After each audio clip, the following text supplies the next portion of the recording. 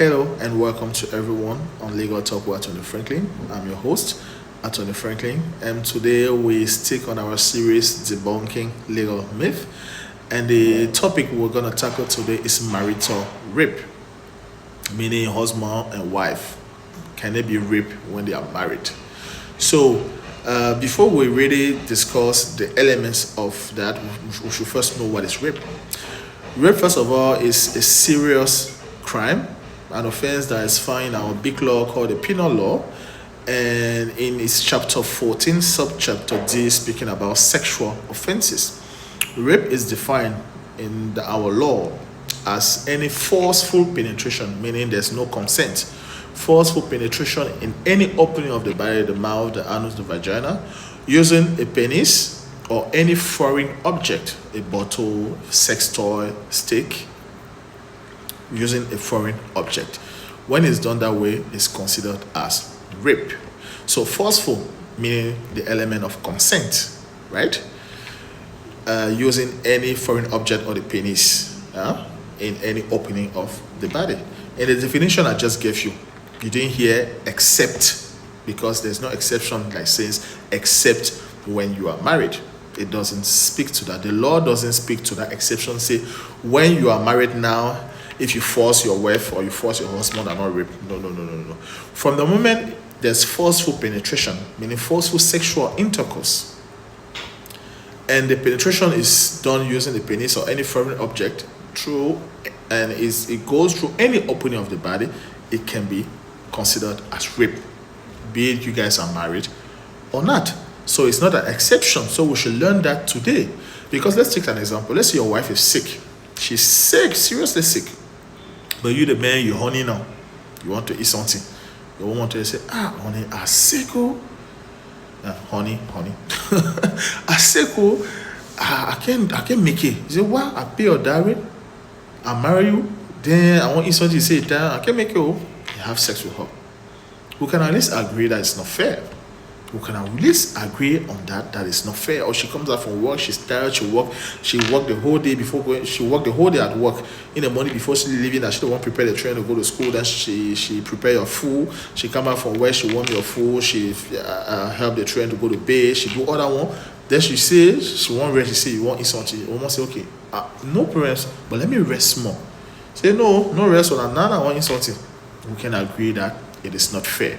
So in this kind of circumstance, it's not because it's your wife or it's your husband that if you have that forceful penetration, that it won't be considered as rape. No, it is still rape.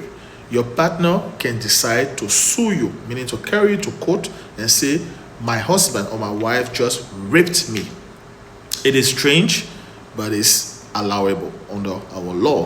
What happens after that one a different thing now. Say, how the marriage going to be now after? And that one a different thing. But people have been in abusive marriages. That's why the penal law and also the Domestic Violence Act that was passed in 2019 came to protect people in marriages. Because let's say that how the man left violence sex the whole time, he didn't like to even ask you if you're ready.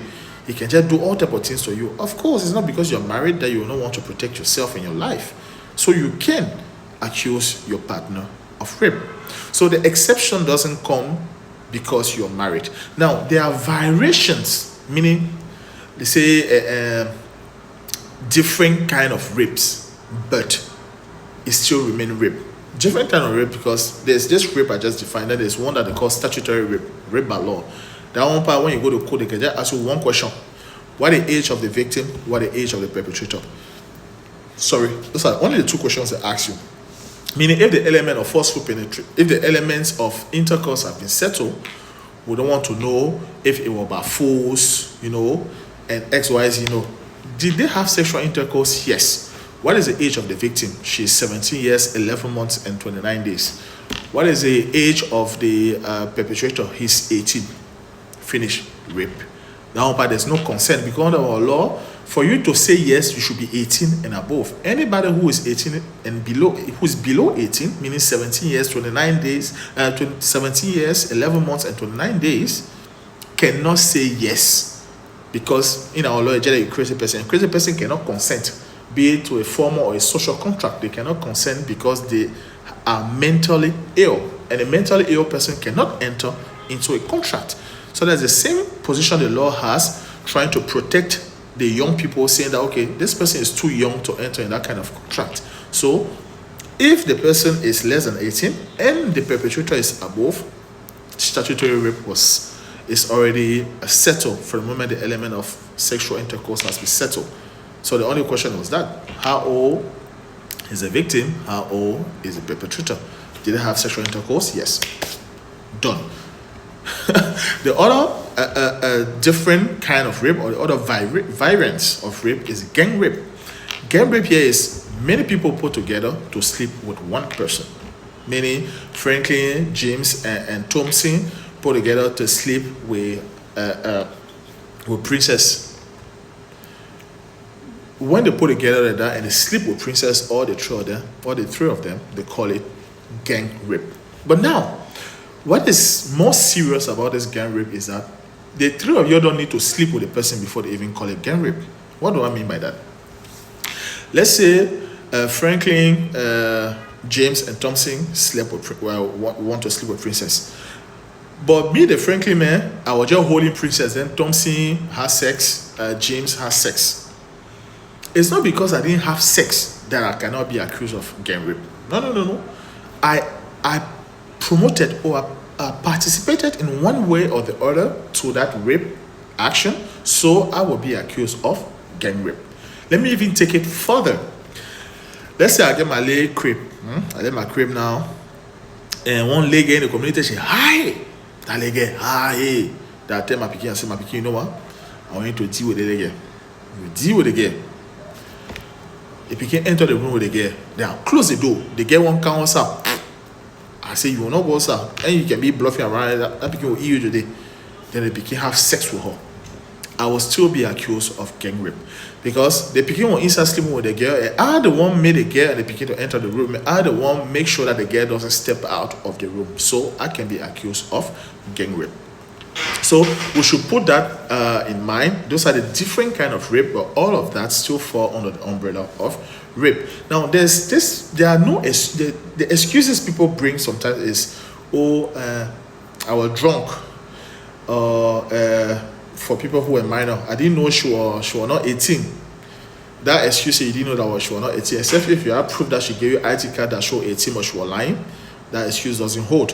Or you say you're drunk, or you say the girl was drunk. Because when I was speaking about consent here, if the girl drunk, or you get the girl drugs, or the girl mentally ill, like I was saying, or let's say the girl even she can't talk, or the girl get pregnant, meaning she can't shake, and you had sex with her and she was unable to fight back, to show you that she wasn't approving the sexual intercourse, they will still hold you for rape. The girl was drunk, shaking, you feeling eating again in the morning, she said she don't know you. Now rape, because she was drunk, she couldn't tell you yes, she was intoxicated, let us say. So you cannot then say, oh, but I thought, but you get a girl 17 club beer, the girl had the hell. Then you go sleep with the girl even tell you, so she didn't even know that you were eating her because she passed out. The girl passed out, it means that she didn't give you consent. That's rape. You get a girl something you go mix stout and bitter cola. The girl pass out, you just started sleeping with the girl. That's rape. So we should ensure that the element of consent is met before we can have sex with anybody. So this is the topic I wanted to discuss today with you guys. As always, be mindful, this is not legal advice, this is legal education. So if you need any legal advice because you have something similar that you're living or someone around you is living, find a lawyer, he can give you a legal advice. You can ask questions in the comment section, and I will answer either through a comment or via a question and answer video. I also like you to subscribe to this channel on all my social media platforms, YouTube, TikTok, Facebook, and Instagram. And share this video too, so people can learn. And I hope you guys were educated through this video and you guys learned something, and that will protect you before any situation similar to the ones I provided. So until then, stay bold, stay smart, and never forget, ignorance of the law, not on this channel. Love you guys. Meet you soon.